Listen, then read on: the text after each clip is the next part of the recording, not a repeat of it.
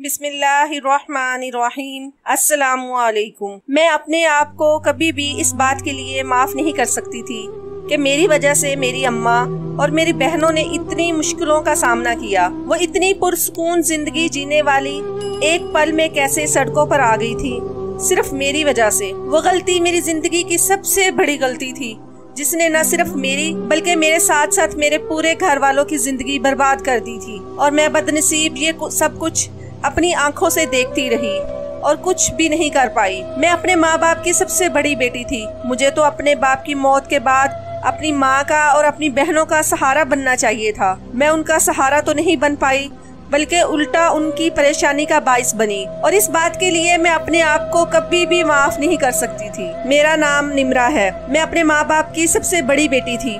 मेरी 2 बहनें मुझसे छोटी थी और हमारा कोई भी भाई नहीं था। पर इस बात से मेरे बाबा को कोई फर्क नहीं पड़ता था कि मेरा कोई बेटा नहीं है।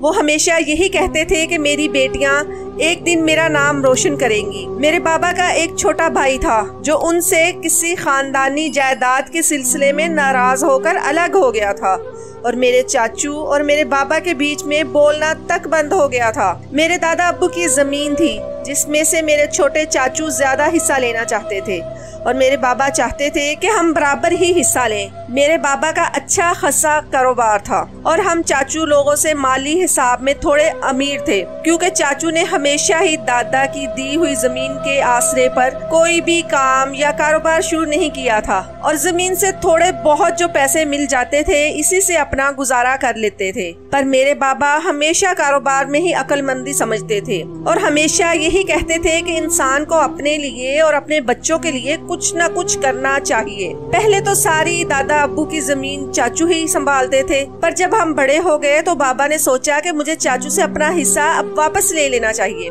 क्योंकि पहले बाबा को जरूरत नहीं समझते थे, क्योंकि उनका कारोबार बहुत अच्छा चलता था और हमारे पास अच्छे खासे पैसे थे। पर जैसे जैसे बाबा की उम्र थोड़ी बढ़ती गई तो बाबा अपने कारोबार को बहुत ही कम वक्त दिया करते थे और काम नहीं कर पाते थे। इसलिए उन्होंने सोचा कि चाचू से अब अपनी जमीन का हिस्सा लेकर अपने बच्चों के नाम कर लिया जाए, क्योंकि इंसान को बदलने में देर नहीं लगती। बाबा यही सोचते थे कि पता नहीं मेरे इस दुनिया से चले जाने के बाद चाचू मेरी बेटियों को मेरी जमीन का हिस्सा देंगे भी या नहीं, क्योंकि चाचू के 5 बेटे थे और बाबा की हम सिर्फ 3 बेटियां ही थी। बाबा ने जब चाचू से अपनी जमीन का हिस्सा मांगा तो चाचू बाबा से बहुत ही गुस्सा हो गए और कहने लगे कि हमारे पास सिर्फ ये जमीन है, तुम्हारे पास तो बहुत सारा कारोबार है, तुम हम जमीन का अपना हिस्सा मत लो। पर बाबा चाचू को कह रहे थे कारोबार मैंने अपने बलबूते पर बनाया है, जमीन तो मेरे बाबा को अपने बाप से हिस्से में मिली है, मैं अपना हिस्सा क्यों आप लोगों को दे दूं। बाबा हमेशा चाचू को समझाते थे कि तुम्हारे 5 बेटे हैं, 5 बेटों को कोई ना कोई कारोबार बना के दो या कोई दुकान वगैरह खोल कर दो। पर चाचू के 5 बेटे नालायक और नकम्मे थे, कोई भी काम करना पसंद नहीं करते थे। चाचू और बाबा की जमीन के हिस्सों पर बहुत ही ज्यादा झगड़ा हो गया और चाचू ने अपना हर रिश्ता बाबा के साथ खत्म कर दिया। फिर बाबा ने भी जमीन चाचू के नाम कर दी और हमेशा के लिए वो गांव छोड़ दिया और हम शहर में रहने लगे जहां पर बाबा का कारोबार होता था। बाबा ने शहर में हमें अच्छे स्कूलों में दाखिले दिलवाए और हमेशा हमें यही समझाया कि बेटा पढ़ लिख कर अपने लिए कुछ करना है और अपनी तालीम को कभी भी जाया मत होने देना। जो तालीम मैंने आप लोगों को दिलवाई है और आपकी तालीम पर जो मैंने मेहनत की है, मुझे पूरा यकीन है कि मुझे इस मेहनत का फल एक दिन जरूर मिलेगा। बाबा हमेशा यही हमें कहते थे कि तुम बेटियां नहीं मेरे बेटे हो, तुम बेटियां ही एक दिन मेरा नाम रोशन करोगी और तुम्हारे चाचू को एक दिन मैं इस बात का एहसास जरूर दिलवा कर रहूंगा कि जो काम तुम्हारे बेटे नहीं कर पाए मेरी बेटियों ने कर दिखाया। मेरे बाबा हमेशा हमारे लिए दुआ करते थे कि हम पढ़ लिख कर अच्छी नौकरियां हासिल करें और एक दिन हम बेटियों पर वो फख्र महसूस करें। बाबा ने अपनी जिंदगी में हमें किसी भी चीज की कमी महसूस नहीं होने दी थी। वो हमारी हर ख्वाहिश पूरी कर देते थे, क्योंकि उनके पास अल्लाह पाक का दिया हुआ सब कुछ था। मैंने जब कॉलेज में पढ़ना शुरू किया, ये तब की बात है, मेरे कॉलेज में एक लड़का पढ़ता था जिसका नाम तब्रेज था। तब्रेज कॉलेज में मेरी हर बात में मदद करता था। वो मेरे ना चाहते हुए भी मेरे पास आकर बैठ जाता था और मुझसे बातें करने लगता था। मुझे उसका बात करना शुरू में तो बिल्कुल भी पसंद नहीं था, क्योंकि मेरे बाबा ने मुझे सख्ती से मना कर दिया था कि कॉलेज का जो माहौल होता है वो बहुत ही ज्यादा खराब होता है और मुझे वहाँ पर किसी भी लड़के से या लड़की से दोस्ती नहीं करनी चाहिए और अपने काम से काम रखना चाहिए। बाबा ने मुझे खास तौर पर समझाया था कि मैं जिस मकसद के लिए आप लोगों को इतनी आजादी और इतनी तालीम देने की कोशिश कर रहा हूँ, वो मकसद आप लोगों ने जरूर पूरा करना है। इसलिए बाबा की कही हुई बात मुझे हर वक्त ही याद रहती थी। मैं कॉलेज में किसी से भी बात करना पसंद नहीं करती थी, पर तबरेज जबरदस्ती ही मुझसे बात करने की कोशिश करता था। मैंने उसको काफी बार मना भी किया था कि आप अपने काम से काम रखा करें, मेरी मदद करने की आपको कोई भी जरूरत नहीं है, पर फिर भी वो बाज नहीं आता था। तबरेज कॉलेज के बाकी लड़कों की निस्बत बहुत ही अच्छा और सुलझा हुआ लड़का था। मैंने कभी भी उसको किसी और लड़की के साथ नहीं देखा था, जबकि कॉलेज के बाकी लड़के काफी लड़कियों से घुले मिले हुए थे और कॉलेज में हर वक्त ही हल्ला गुल्ला बना कर रखते थे। तबरेज इन सारी बातों से बहुत ही दूर था, इसलिए मुझे उसकी ये बात बहुत अच्छी लगती थी। मैं उससे थोड़ा बहुत बात कर लेती थी। इसकी भी यही वजह थी कि वो बाकी लड़कों जैसा नहीं था। कॉलेज में कुछ वक्त गुजर जाने के बाद मेरी तबरेज के साथ बहुत अच्छी दोस्ती हो गई थी। मैंने उसको बता दिया था कि मैं किस मकसद की वजह से पढ़ती हूँ, क्योंकि हमारी बरादरी में बाकी लड़कियों को इतना ज्यादा पढ़ने की इजाजत नहीं थी और हमारे बाबा ने हमें तालीम दिलाने के लिए और हमें कोई मुकाम हासिल कराने के लिए अपने गाँव तक को छोड़ दिया था और अपने भाई से रिश्तेदारी भी खत्म कर दी थी। मैं तबरेज को हमेशा यही कहती थी कि मैं अपने बाबा का ख्वाब पूरा करना चाहती हूँ और उनको मैं जल्द से जल्द ये खुशी देना चाहती हूँ, क्योंकि मेरे चाचू अक्सर मेरे बाबा को ये बात कहा करते थे कि तुम्हारी सिर्फ बेटियां हैं और मेरे 5 बेटे हैं। मैं चाचू को बाबा का बेटा बनकर दिखाना चाहती थी और उनको ये बात समझाना चाहती थी कि आज के दौर में बेटियां भी बेटों से कम नहीं होती। तबरेज ने अपने बारे में भी मुझे बता दिया था। उसकी भी कोई बड़ी फैमिली नहीं है। तबरेज ने मुझे बताया कि वो अपने सब बहन भाइयों से बड़ा है और उसके बाबा इस दुनिया से तब चले गए थे जब तबरेज 10 साल का था और उसकी माँ ने उसे बहुत ही मुश्किलों से पाला था और अपनी माँ और छोटे बहन भाइयों का अब वो वाहिद ही सहारा है। तबरेज ने मुझे बताया कि वो पहले स्कूल और फिर कॉलेज के बाद अपनी दुकान पर बैठता है, जो कि उसने अपने ही मोहल्ले में खोली हुई है, जिसकी वजह से उनका घर का थोड़ा बहुत सौदा सामान आ जाता है। मुझे तबरेज की बात सुनकर बहुत ही अच्छा लगा था कि वो अपने लिए अभी से कुछ न कुछ करना चाहता है और उसने बचपन ही से काफी सारी मेहनत की है और अपनी पढ़ाई को भी अधूरा नहीं छोड़ा। तबरेज और मेरा दोनों का यही मकसद था कि पढ़ लिख के कोई अच्छी से नौकरी कर ले। एक दिन तबरेज ने मुझे प्रपोज किया और उसने मुझसे कहा कि वो मुझे बहुत पसंद करता है। पसंद तो वो भी मुझे आ गया था, पर फिलहाल हम इस बात को आगे नहीं बढ़ाना चाहते थे क्योंकि हमारा मकसद अभी अधूरा था और हमें अभी और पढ़ना था। तबरेज ने मुझे बोला था कि हम दोनों को नौकरी मिल जाए तभी हम शादी करेंगे, इससे पहले हम इस बात को नहीं दोहराएंगे। और मैंने भी उससे कहा था कि ठीक है, जब हमें नौकरी मिल जाएगी तभी हम अपने माँ बाप से इस बारे में बात करेंगे। कॉलेज में तबरेज का और मेरा रोज का मिलना होता था, पर एक दिन तबरेज ने मुझे बताए हुए बगैर ही सरप्राइज देने के लिए मेरे बर्थडे वाले दिन एक होटल में बहुत ही अच्छा इंतजाम किया और मेरे लिए एक बहुत ही बड़ा केक बनवाया। जब उसने मुझे इस होटल पर बुलाया तो ये देखकर मुझे बहुत ही खुशी हुई कि तबरेज ने मेरे लिए इतना अच्छा इंतजाम किया था और मैंने उसे उस वक्त बोला था कि तुम्हें इतना ज्यादा खर्चा करने की क्या जरूरत थी, क्योंकि मुझे तबरेज के हालात अच्छे से मालूम थे। इसलिए मुझे अच्छा नहीं लग रहा था कि वो मेरे लिए थोड़ा सा भी खर्चा करे। मैं जैसे ही घर पहुंची तो मेरे चाचू का बड़ा बेटा, जिसका नाम फयाज था, वो हमारे घर पर ही बैठा था। फयाज बाबा के साथ बैठा था। अम्मा और मेरी दोनों बहनें साथ बैठी थी। सबकी शक्लें देखकर मुझे लग रहा था कि जरूर कोई न कोई बात है, क्योंकि सबके चेहरों के ही रंग उड़े हुए थे। फयाज ने बाबा से उसी वक्त बोला कि आपको अगर मुझ पे यकीन नहीं आ रहा तो अपनी बेटी से पूछकर देख लीजिए कि ये इस वक्त कहाँ से आ रही है, और फिर आपको पता चल जाएगा, क्योंकि आप हम लोगों को तो अपना दुश्मन समझते हैं और आप समझते हैं कि मैं आपकी बेटी पर एक बहुत ही बड़ा इल्जाम लगा रहा हूँ। जब आपको आपकी बेटी से ही पता चल जाएगा तो ही आपको यकीन आएगा। बाबा ने फयाज को उस वक्त चुप करवाते हुए बोला कि मुझे अपनी बेटी से खुद से भी ज्यादा यकीन है। अभी उसी वक्त तुम्हारी आंखों के सामने ये बात साफ हो जाएगी, क्योंकि मुझे मालूम है तुम झूठ बोल रहे हो। बाबा ने मुझसे पूछा कि बेटा निम्रा, बताओ फयाज जो भी बोल रहा है वो झूठ बोल रहा है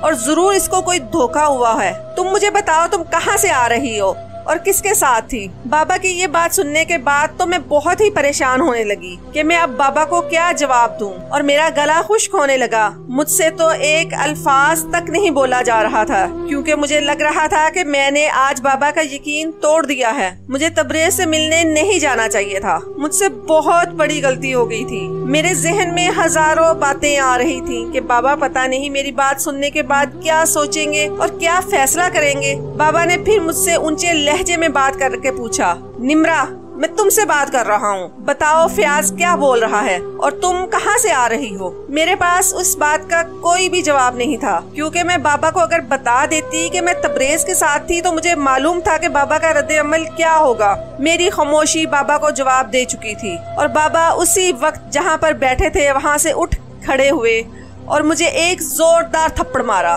बाबा उस वक्त बहुत ज्यादा गुस्सा हो रहे थे और मुझे डांट रहे थे। बाबा मुझे बोल रहे थे कि तुमने आज मेरा यकीन तोड़ दिया है। मुझे डांटते डांटते बाबा की तबीयत अचानक खराब हो गई और वो बेहोश होके गिर पड़े। मैं बाबा को आवाजें देकर बोल रही थी कि ऐसी कोई भी बात नहीं है जैसा आप समझ रहे हैं। मैंने कुछ भी गलत नहीं किया। मैं मानती हूँ कि मैं तबरेज से मिलने गई थी पर मैंने कोई गलत कदम नहीं उठाया। पर बाबा बेहोश हो चुके थे। उन्होंने मेरी कोई भी बात नहीं सुनी। अम्मा और मेरी दोनों बहनें भी बहुत परेशान थी और काफी रो रही थी। फयाज मेरे चाचू का बेटा बाबा को उसी वक्त उठाकर अस्पताल लेकर गया और हम सब उनके साथ ही चले गए। बाबा को डॉक्टर ने ICU में दाखिल कर दिया और डॉक्टर ने हमें बताया कि बाबा की कंडीशन बहुत खराब है। डॉक्टर ने बताया कि बाबा को हार्ट अटैक हुआ है और हम अब फिलहाल कुछ भी नहीं कह सकते। मैं अल्लाह पाक से रो रो के दुआएं कर रही थी कि मेरे बाबा को बचा लो,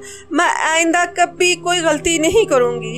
अम्मा भी सिर्फ मुझे ही डांट रही थी कि ये सब कुछ तुम्हारी वजह से हुआ है। पर अम्मा बिल्कुल ठीक कह रही थी। अगर मैं तबरेज से मिलने होटल में ना जाती तो आज बाबा की तबीयत खराब ना होती। ये सब कुछ जो हुआ था वो मेरी ही वजह से हुआ था। मैं खुद को इस बात के लिए कभी भी माफ नहीं कर सकती थी। ये मेरी जिंदगी की सबसे बड़ी गलती थी जिसकी सजा सिर्फ मुझे नहीं बल्कि मेरी माँ, मेरी दोनों बहनों को भी मिल रही थी। अम्मा ने डॉक्टर को बोला कि बाबा के इलाज पर जितने भी पैसे लग जाएं, आप इस बात की कोई परवाह मत कीजिए, बस आप बाबा की जिंदगी बचा लीजिए। पर डॉक्टर भी कुछ नहीं कर सकते थे और डॉक्टरों ने हमें सिर्फ अल्लाह पाक से दुआ करने के लिए कहा था और कहा था कि जिंदगी और मौत का फैसला अल्लाह पाक के हाथ में ही होता है। आप अल्लाह पाक से ही दुआ करें ताकि वो इनकी जिंदगी बख्श दे। अस्पताल में खड़ी अम्मा बहुत ही ज्यादा रो रही थी और मुझे कह रही थी कि अगर तुम्हारे बाबा को कुछ भी हो गया तो मैं तुम्हें कभी भी माफ नहीं करूंगी। उनकी इस हालत की जिम्मेदार सिर्फ तुम हो। तुमने मेरा और अपने बाबा का यकीन तोड़ा है। इस बात के लिए हम दोनों तुम्हें कभी भी माफ नहीं करेंगे। अम्मा मुझे इस वक्त कह रही थी कि तुम पर तो मुझे नाज था कि मेरी बेटी नहीं निम्रा मेरा बेटा है। मुझे यकीन नहीं आ रहा कि तुमने ऐसा गलत कदम उठाया और हमें बदनाम करने में कोई कसर पीछे नहीं छोड़ी। इस वक्त तो हम सबके सर पर क़यामत ही टूट पड़ी जब डॉक्टर ने हमें बताया कि बाबा ये दुनिया छोड़कर हम सबको हमेशा के लिए अकेला छोड़कर चले गए हैं। उसके बाद कब हम अस्पताल से घर आए और कब बाबा की तदफीन हुई मुझे कुछ होश नहीं था क्योंकि ये सब कुछ मेरी वजह से हुआ था और ये सदमा मेरे लिए जिंदगी का सबसे भयानक था। काफी दिनों तक अम्मा भी इस सदमे से बाहर नहीं निकल पाई और मेरी दोनों बहनों को तो एक चुप सी लग गई थी। जब मैंने अपनी बहनों से पूछा कि फयाज भाई ने आखिर बाबा को ऐसी कौन सी बात बताई थी जिसकी वजह से बाबा की इतनी तबीयत खराब हो गई थी, तो मेरी बहनों ने मुझे बताया कि फयाज भाई ने घर में आते ही शोर डाल दिया था और बाबा को कह रहे थे कि आपकी बेटी लड़कों के साथ होटलों में टाइम गुजारती है और उनके साथ होटलों में जाती रहती है। मैं इसको अपनी आंखों से देख कर आया हूँ। फयाज भाई पापा को आपके खिलाफ बहुत ही गलत बातें बता रहे थे। तब मैंने अम्मा को बताया कि अम्मा ऐसी कोई भी बात नहीं थी। तबरेज मेरा क्लास फेलो है और उस दिन मेरा बर्थडे था, इसलिए उसने मेरे लिए होटल में एक केक बनवाया था और मुझे सरप्राइज दिया था। अगर मुझे थोड़ा सा भी पता होता कि फयाज भाई बाबा को इतनी बड़ी गलतफहमी हो जाएगी तो मैं कभी भी उस होटल में ना जाती। मैं तो इससे पहले भी कभी किसी दोस्त से मिलने होटल में नहीं गई थी। अम्मा ने मुझे उस वक्त बोला कि जो कुछ होना था वो सब कुछ तो हो चुका है, अब हमारी या तुम्हारी इस बात पर कौन यकीन करेगा, क्योंकि जो जो कुछ भी हुआ है वो फयाज के सामने हुआ है और वो हमें बदनाम कर चुका है। बाबा की मौत के बाद तबरेज ने मुझसे राब्ता करना चाहा, पर मैंने उसको साफ इनकार कर दिया कि आज के बाद मुझसे राब्ता करने या मुझसे मिलने की कोशिश भी मत करना, क्योंकि जैसा भी था, जो कुछ भी था, अपने बाबा की मौत की जिम्मेदार मैं ही थी। चाहे वो गलत फहमी ही थी, पर फिर भी बात तो मेरी ही थी, इसलिए मैं अब इस बात को मजीद बढ़ाना नहीं चाहती थी और तबरेज को मैंने हमेशा के लिए बुलाने का फैसला कर दिया था। बाबा की मौत के बाद हम लोग गांव जाकर अपने चाचू लोगों के साथ जो हमारा घर था वहाँ पर रहने लगे, क्योंकि हम अपने घर में सिर्फ औरतें ही थीं और चाचू लोगों को हम औरतों का अकेला घर में रहना अच्छा नहीं लगता था। इसलिए अम्मी ने भी ये फैसला किया कि जवान बेटियां हैं, मुझे अकेले नहीं रहना चाहिए। बाबा की मौत के 2 सालों के बाद अम्मा ने सोचा कि अब मेरी शादी कर दी जाए, क्योंकि इन पर तीनों बेटियों की जिम्मेदारी थी और ना बाप था ना भाई।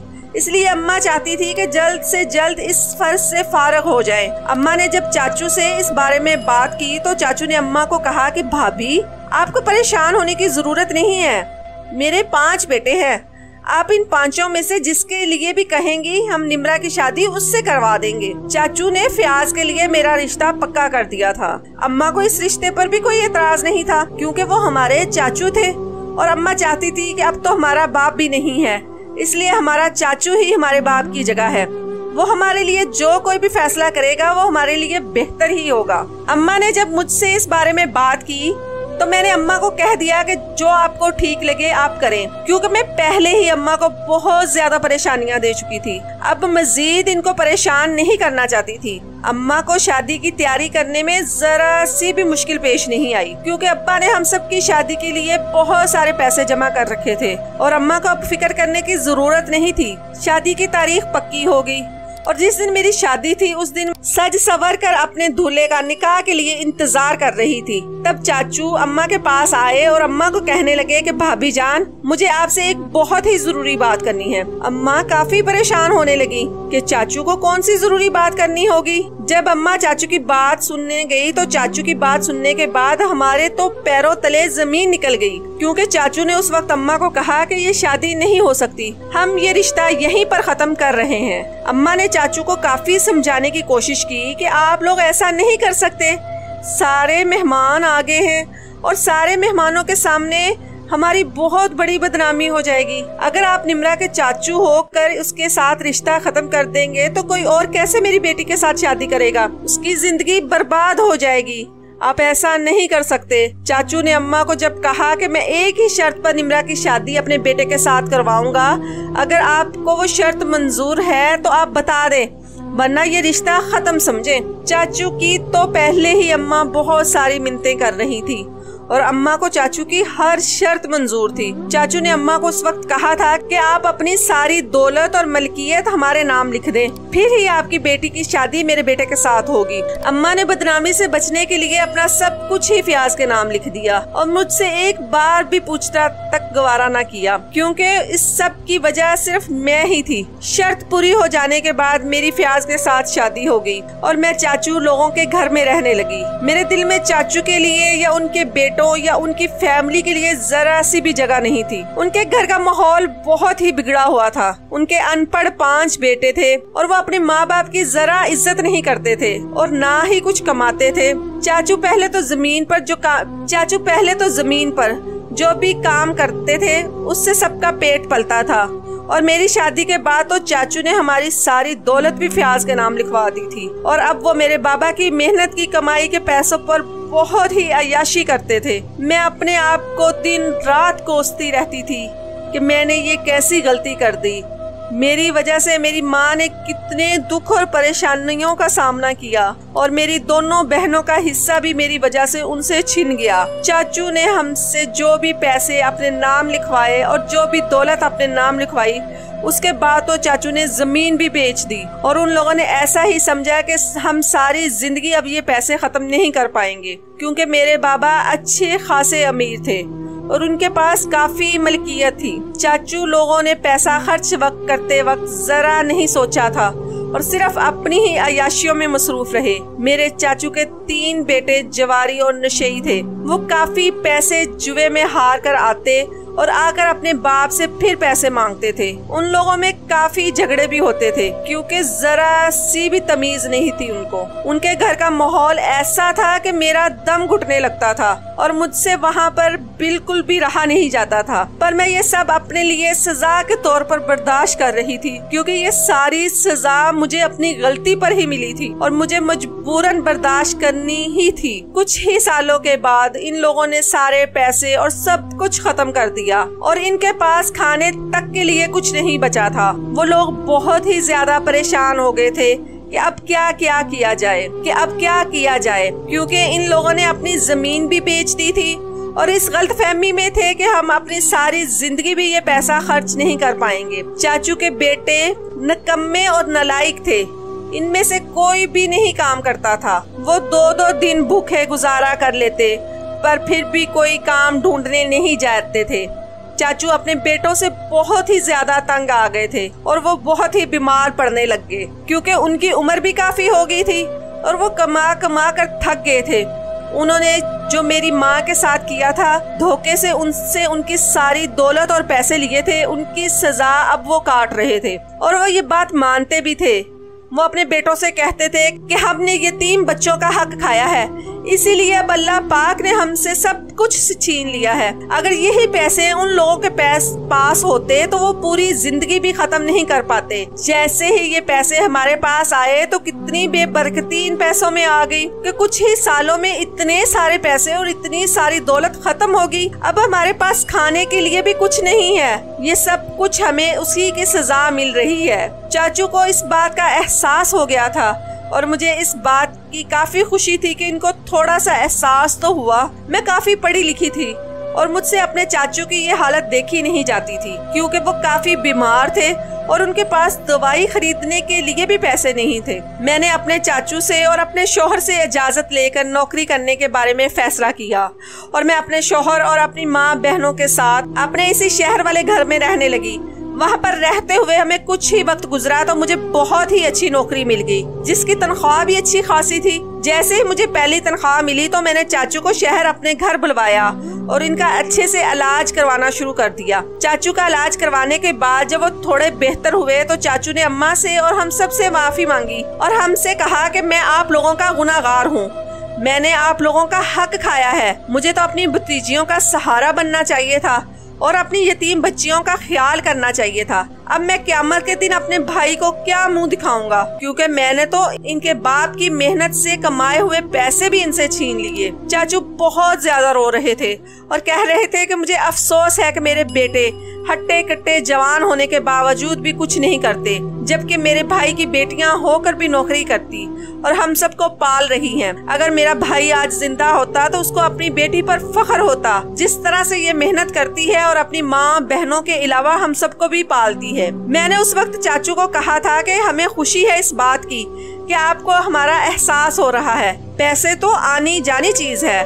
खत्म हो गए तो क्या हुआ, अल्लाह पाक हमें और दे देगा। आपको हमसे माफी मांगने की कोई भी जरूरत नहीं है। मैंने अपनी नौकरी से पैसे बचाकर अपने शोहर को एक बहुत ही अच्छी और बड़ी बेकरी खोल कर दी जिस पर वो सब भाई मिलकर काम करते थे और काफी मेहनत करते थे क्योंकि सबने ही बहुत मुश्किल वक्त गुजारा था और इन सबको एहसास हो चुका था। मेरी दोनों बहनों की शादी भी चाचू ने अपने दोनों छोटे बेटों के साथ तय कर दी थी क्योंकि अब मेरे सारे देवर सुधर गए थे और मेहनत का कमाने लगे थे। इसके बाद हम सभी साथ रहने लगे और बहुत ही खुश और पुरसुकून जिंदगी गुजारने लगे थे।